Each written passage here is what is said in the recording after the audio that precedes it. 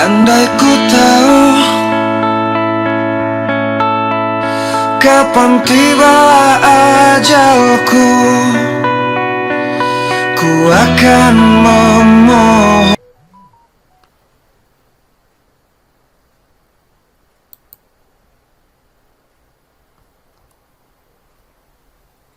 Assalamualaikum warahmatullahi wabarakatuh. Salam sejahtera untuk kita semua.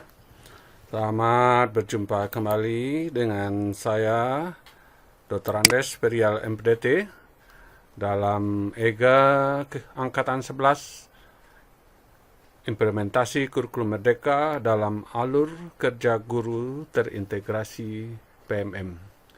Baiklah Bapak Ibu Guru Hebat Nusantara, untuk pertemuan kita malam hari ini terkait dengan topik EGA bulan November adalah meningkatkan kualitas pembelajaran melalui perhatian, kepedulian, dan instruksi pembelajaran.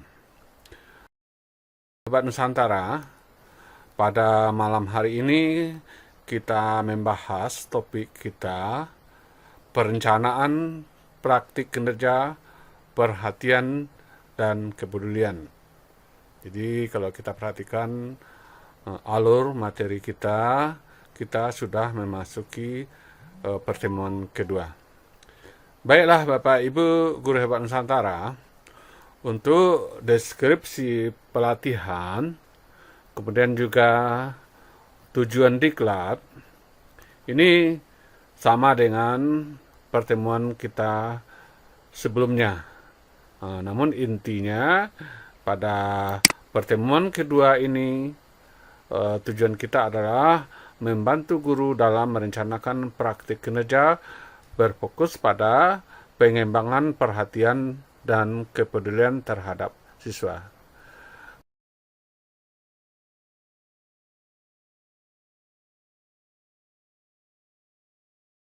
M-nya sudah masuk kepada praktek kinerja, maka kalau kita memilih praktek kinerja, perhatian, kepedulian, ini indikator yang kita pilih sesuai dengan rapor mutu pendidikan kita, maka pada intinya praktek kinerja kita itu merupakan upaya pemberian perhatian dan dukungan sesuai dengan kebutuhan belajar setiap peserta didik. Dalam hal ini untuk menemukan motivasi belajar intrinsik. Ini maksudnya adalah motivasi belajar berasal dari dalam diri anak didik kita. Bapak Ibu Guru Hebat Nusantara, sebaiknya Bapak Ibu juga mencek rubrik observasi apa. Kita lihat. Jadi pada rubrik observasi terkait dengan perhatian dan kepedulian, maka di sini kita fokus perilaku upaya pemberian perhatian dan dukungan sesuai dengan kebutuhan belajar setiap peserta didik untuk menemukan motivasi belajar intrinsik. Untuk ini, ada 3 target perilaku yang harus kita lakukan. Namun, dalam pemilihannya, itu silakan nanti Bapak Ibu mendiskusikan dengan staf pimpinan atau kepala sekolah, kira-kira perilaku mana yang akan kita pilih. Dalam ketentuannya itu memang ada kondisi satuan pendidikan. Mungkin ada satuan pendidikan yang membebaskan kita. Apakah nanti mau memilih target pelaku hanya poin 1, seperti guru menunjukkan empati untuk mendapatkan pemahaman utuh tentang peserta didik. Mungkin juga ada poin 2, guru menunjukkan pemahaman terhadap kebutuhan, kondisi, dan karakteristik peserta didik. Mungkin juga Poin 3, guru mengakui dan menghargai usaha yang ditunjukkan peserta didik. Dan sebenarnya ini memang dalam ketentuan ini memang disesuaikan dengan kondisi kita. Apakah kita memilih target pelaku 1, 2, 3. Nah, ini memangnya sebaiknya kita sepakati dengan tim observasi atau pimpinan sekolah. Kadang-kadang juga pendidikan yang mewajibkan ketiga-tiganya. Nah, jadi kalau memang satuan pendidikan kita mewajibkan tiga-tiganya, tentu kita sebagai ASN berupaya juga memenuhi ketentuan yang telah ditetapkan oleh satuan pendidikan kita melalui pimpinan sekolah kita. Nah, jadi Bapak Ibu Guru Hebat Nusantara, sebenarnya tidak masalah. Nah, karena di sini ada kita dituntun perilaku yang dianjurkan, kemudian perilaku yang dihindari. Kita lihat, kalau pada target perilaku yang pertama, guru menunjukkan empati untuk mendapatkan pemahaman utuh peserta didik, artinya perilaku yang dianjurkan. Yang pertama, kita itu sebagai guru memberikan perhatian penuh ketika peserta didik berbicara. Artinya apa? Kita melakukan dialog dengan peserta didik, artinya memang kita harus mendengarkan, dan kita harus merespon. Tidak bisa kita saat ada peserta didik, katakanlah berkomunikasi dengan kita, kita melakukan aktivitas lain. Itu berarti kita belum menunjukkan salah satunya empati. Kemudian yang kedua, guru mengajukan pertanyaan lanjutan untuk mendapatkan pemahaman. Jadi setelah kita melakukan melihatkan perhatian dengan peserta didik, kemudian dengan berbicara peserta didik, kita harus mengajukan pertanyaan lanjutan untuk mendapatkan pemahaman. Kira-kira apa yang disampaikan anak didik kita tadi, dan kita berikan pertanyaan lanjutannya. Kemudian yang ketiga, kita harus menunjukkan pengertian terhadap sudut pandang peserta. Jadi bagaimana menurut peserta didik terhadap hal-hal tertentu, itu harus kita pahami.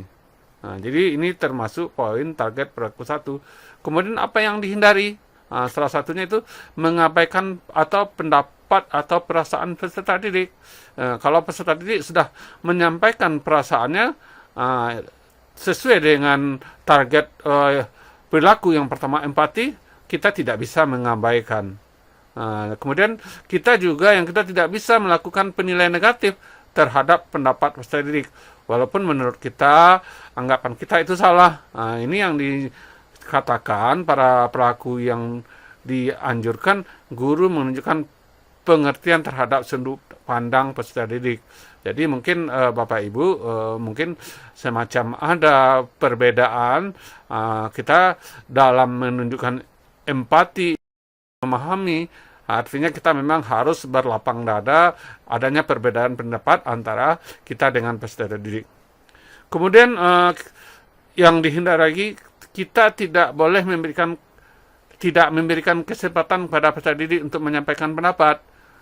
Jadi mudah-mudahan ini tidak kita lakukan. Jadi Bapak Ibu, memang harus kita cermati, memang harus kita perhatikan poin-poin yang terkait dari masing-masing target perilaku kita. Ini yang kedua, itu menunjukkan pemahaman terhadap kebutuhan, kondisi, dan karakteristik peserta didik. Perilaku yang dianjurkannya itu, yang pertama, kita sebagai guru melakukan pengamatan terhadap dinamika kelas untuk memahami peserta didik. Jadi kondisi-kondisi yang ada di kelas itu harus kita lakukan pengamatan, dan kalau perlu kita buat catatannya saja, bukan pengamatan yang hanya kita rekam melalui memori kita saja. Kemudian yang kedua, kita melakukan interaksi positif yang menghargai keunikan peserta didik. Jadi Bapak Ibu Guru Hebat Nusantara, dalam kurikulum Merdeka, Ini memang penghargaan kepada perbedaan peserta didik atau keunikan peserta didik ini memang harus kita wujudkan dan harus kita aksi nyatakan. Jadi interaksi yang positif atas perbedaan peserta didik. Artinya kita tidak membeda-bedakan antara peserta didik. Katakanlah anak yang pintar, anak yang sedang, atau anak yang kurang pintar. Bapak Ibu Guru Hebat Nusantara, yang ketiga itu meminta pendapat umpan balik dari peserta didik. Jadi dalam pelaksanaan pembelajaran, tetap kita meminta pendapat anak didik kita. Mungkin salah satu contohnya, setelah kita menyampaikan materi, bagaimana pendapat anak-anak, apakah itu bisa dipahami atau kurang paham. Kalau kurang paham, yang mana? Jadi umpat balik seperti ini memang harus selalu kita lakukan terkait indikator kedua, itu menunjukkan pemahaman terhadap kebutuhan, kondisi, karakteristik peserta didik. Kemudian untuk perilaku yang dihindari, ini contohnya, guru tidak bertindak berdasarkan asumsi tanpa menggali fakta terkait peserta didik. Jadi kita melakukan tindakan-tindakan berdasarkan asumsi kita, tetapi kita tidak mengetahui mengapa anak didik kita seperti itu. Sebagai salah satu contoh, anak didik kita tidak mengerjakan tugas atau pekerjaan rumah yang sudah kita berikan. Memang kalau kita lihat, itu mungkin secara umum kita tentu saja mungkin kecewa, mungkin marah karena anak didik kita itu tidak melaksanakan tugas yang kita berikan. Dalam konteks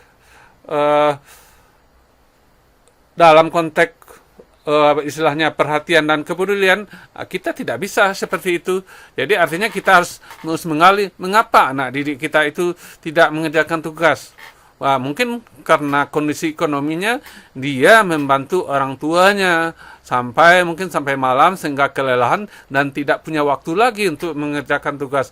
Dan hal ini memang bisa menjadi pemahaman kita, dan mungkin ada tindakan-tindakan lain sebagai sebagai toleransi terhadap pemahaman kita terhadap kondisi anak didik kita. Bapak Ibu Guru Hebat Nusantara, untuk perilaku yang dihindari kedua, itu guru bersikap kaku dalam pembelajaran yang mengabaikan kebutuhan peserta didik. Jadi tidak ada istilahnya kita terlalu kaku, tidak ada istilahnya toleransi untuk hal-hal tertentu. Kemudian yang ketiga, guru menghindari masukan atau umpan balik dari peserta didik. Jadi kalau ada peserta didik memberikan masukan-masukan semacam umpan balik, kita tidak mau. Mudah-mudahan ini tidak kita lakukan. Jadi kita sangat berharap nantinya hasil observasi terhadap kita dalam praktek pembelajaran itu sangat baik. Kemudian yang ketiga, untuk indikator guru mengakui dan menghargai usaha peserta didik, maka perilaku yang dianjurkan, yang pertama itu memang kita sebagai guru menunjukkan minat, keingintahuan terhadap aktivitas yang dilakukan murid. Jadi kalau anak didik kita sudah melakukan kegiatan aktivitas, memang kita lihatkan istilahnya minat kita, keingintahuan kita, apa yang dilakukan anak didik kita.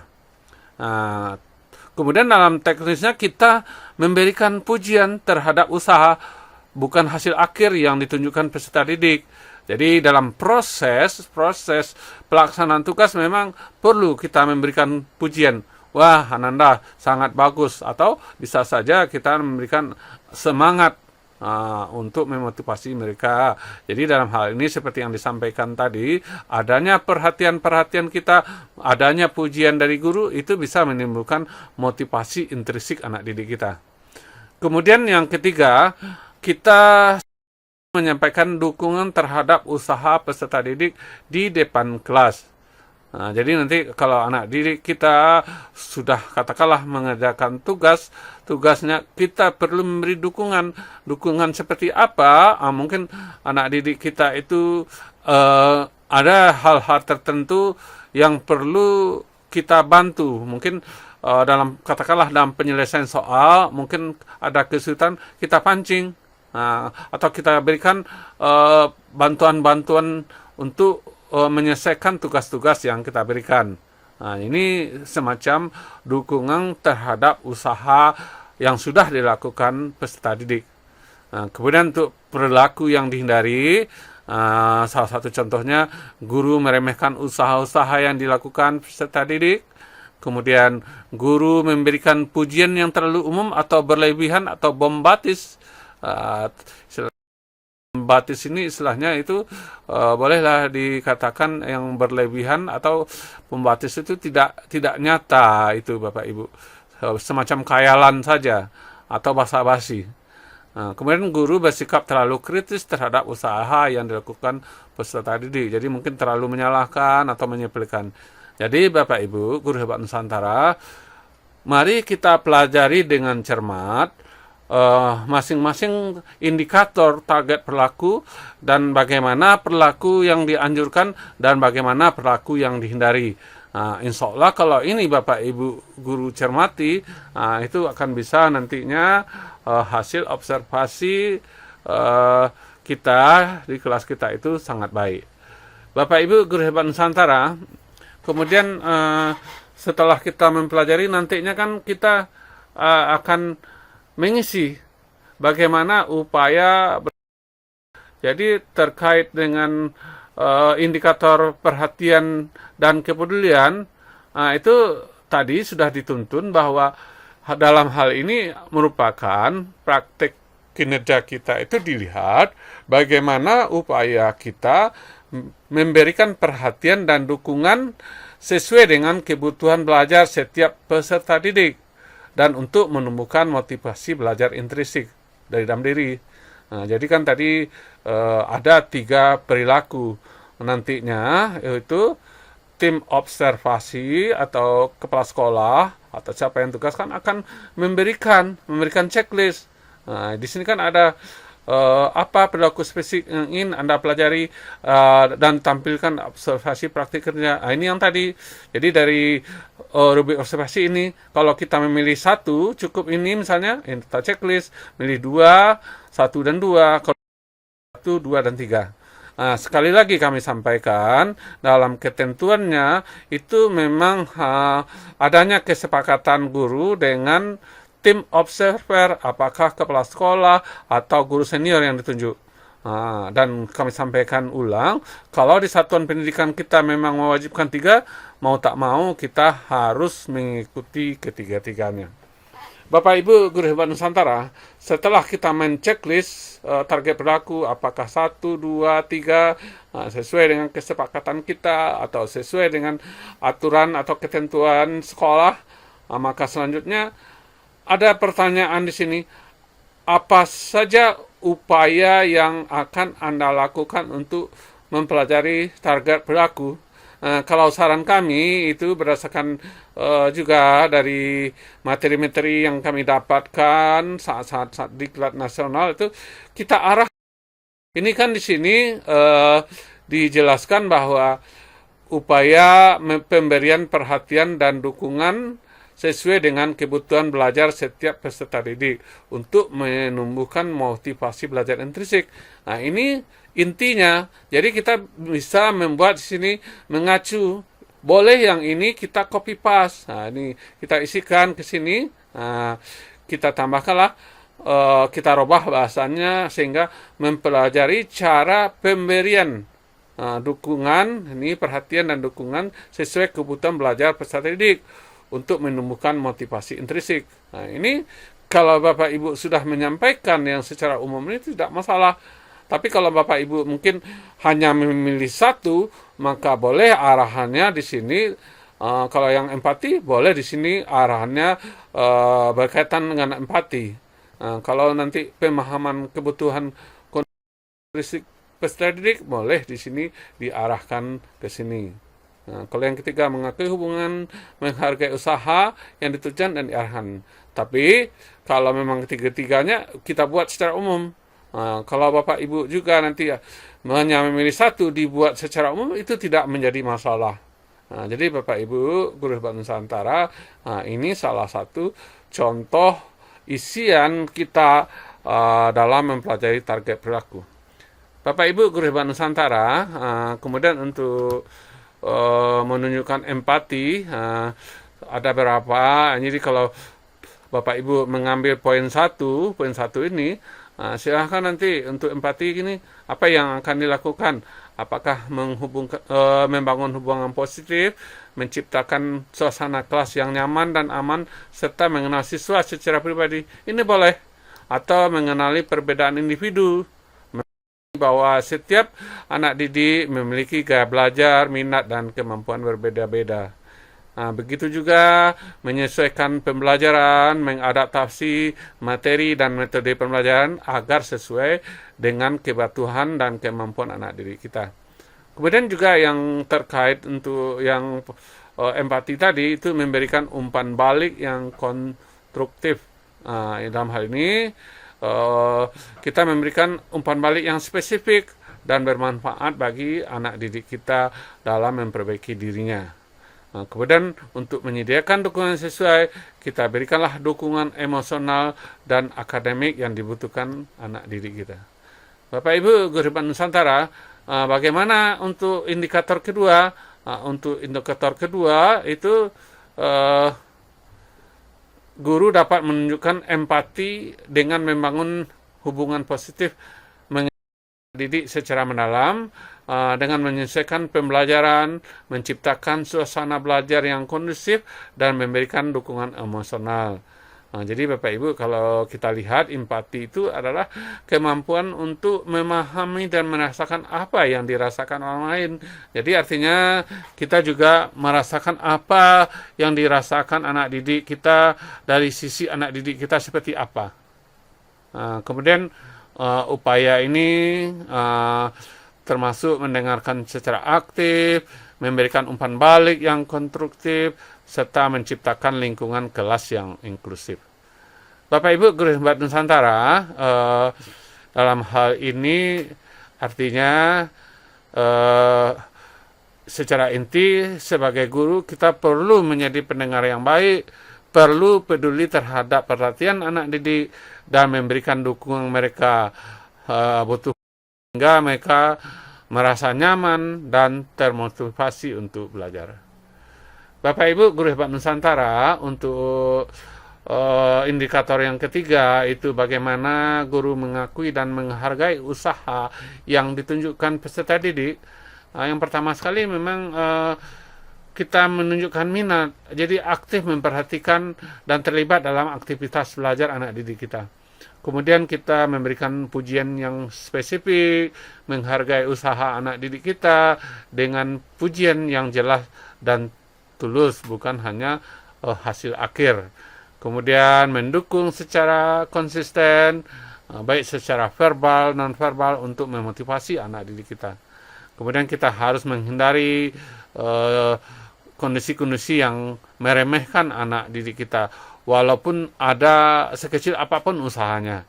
Artinya memang kita sebagai guru perlu menciptakan suasana positif dan sportif di kelas, sehingga anak didik merasa dihargai, termotivasi untuk terus belajar. Bapak Ibu Guru Hebat Nusantara, untuk mengoptimalkan rating observasi kinerja kita, ini nantinya tim observer akan melihat ada 3 kondisi terhadap kita. Mungkin yang kategori yang pertama itu belum dilakukan, kemudian dilakukan belum efektif, kemudian dilakukan sudah efektif. Kami sangat merasa yakin tidak ada di antara kita yang belum melakukan saat dilakukan observasi kinerja. Tapi mungkin ada di antara kita itu kita sudah melakukan, tetapi belum efektif. Kapan dikatakan saat kita sudah melakukan, tapi belum efektif? Jadi yang kriterianya, kalau yang indikator pertama, guru menunjukkan empati untuk mendapatkan pemahaman utuh tentang peserta didik, mungkin kita hanya sebagai guru mencoba menunjukkan perhatian, namun masih sering terganggu atau teralihkan. Nah, mungkin kalau kondisi sekarang itu Bapak Ibu itu mungkin saling sambil berkomunikasi dengan adik kita, kita masih lihat-lihat ponsel. Itu masih istilahnya masih terganggu atau teralihkan atau kegiatan-kegiatan lain. Nah, ini menunjukkan bahwa kita sudah terlihat berusaha namun belum konsisten. Kemudian pertanyaannya yang diajukan masih kurang spesifik atau tidak mengarah pada pemahaman yang lebih. Jadi istilahnya dalam pembelajaran kita hanya memberikan pertanyaan-pertanyaan umum, tidak mendalam. Kemudian yang kedua itu terkait, yang ketiga terkait empati, kita mendengarkan secara pasif tanpa memberikan tanggapan yang menunjukkan pemahaman. Jadi Bapak Ibu Guru Debat Nusantara, ini kita perhatikan poin-poin yang seperti ini. Nah, ini harus kita, ya, jadi kita introspeksi dulu diri kita sebelum kita diobservasi, kita sudah sampai di mana. Dengan kami atau kita semua mungkin sangat mengharapkan kita sudah melakukan nanti dalam pembelajaran, tapi itu sudah efektif. Jadi sebagai kriterianya mungkin yang pertama ini memang sebagai guru kita memberikan perhatian penuh ketika anak didik kita berbicara dengan kontak mata dan bahasa tubuh yang. Jadi memang kita perhatikan anak didik kita itu, kita dengarkan secara aktif dan fokus. Nah, ini yang dikatakan empatinya. Kemudian juga kita mengajukan pertanyaan yang mendalam dan spesifik untuk menggali pemahaman peserta didik. Jadi Bapak Ibu, ini tinggal penerapan kita. Kemudian yang ketiga, guru menunjukkan pemahaman yang mendalam terhadap sudut pandang peserta didik, bahkan jika berbeda dengan pendapatnya. Jadi walaupun perbedaan pendapat, kita harus menerima, kita harus menghargai pendapat anak didik kita. Ini salah satu dari wujud empati. Kemudian yang selanjutnya, yang keempat itu guru memberikan umpan balik positif dan konstruktif. Jadi umpan balik selain positif juga membangun serta mendorong anak didik kita untuk terus belajar. Jadi Bapak Ibu Guru Debat Nusantara, mari kita introspeksi kita sampai di mana. Bapak Ibu Guru Debat Nusantara, kalau dalam observasi awal kita itu dilakukan belum efektif, artinya itu tidak terlalu masalah dalam penilaian kinerja. Artinya kita memang harus meningkatkan indikator mana, subindikator mana, atau kriteria yang mana yang belum. Itu kita diskusikan. Biasanya nanti tim observer akan memberikan arahan kepada kita, inilah yang bagian inilah yang harus ditingkatkan. Bapak Ibu Guru Hebat Nusantara, untuk yang kedua itu indikatornya guru menunjukkan pemahaman terhadap kebutuhan, kondisi, dan karakteristik peserta didik. Ini ada masih sama 3 kategori, belum dilakukan, sudah dilakukan tapi belum efektif, dilakukan sudah efektif. Nah, itu intinya kami memang sangat yakin bahwa kita itu tidak ada yang belum dilakukan. Kemungkinannya mungkin ada yang dilakukan belum efektif. Jadi dalam hal ini, kalau terkait pemahaman terhadap kebutuhan dan kondisi karakteristik peserta didik, mungkin kita sudah melakukan beberapa upaya untuk memahami peserta didik. Tetapi upaya tersebut masih terbatas atau tidak konsisten. Jadi dalam konsisten ini memang terus-menerus. Kemudian pengamatan masih bersifat umum, interaksi masih bersifat formal, dan umpan balik belum sepenuhnya mempertimbangkan dalam pembelajaran. Bapak Ibu Guru Hebat Nusantara, untuk mencapai yang sudah efektif, memang kita harus selalu konsisten menunjukkan pemahaman yang mendalam terhadap anak didik kita. Kita harus melakukan pengamatan sistematis, interaksi positif yang harus kita lakukan secara rutin, dan juga kita harus memberikan umpan balik kepada anak didik kita secara aktif dan pertimbangan dalam perencanaan pelaksanaan pembelajaran. Bapak Ibu Guru Hebat Nusantara, kita lanjut kepada yang ketiga. Yang ketiga itu ada indikatornya, guru mengakui dan menghargai usaha yang ditunjukkan peserta didik. Kami yakin untuk kategori yang belum dilakukan kita tidak ada, tapi kemungkinannya sudah dilakukan belum efektif. Terkait dengan indikator yang ketiga itu mengakui dan menghargai usaha yang ditunjukkan oleh peserta didik. Ini sebenarnya sudah kita lakukan, tetapi belum efektif.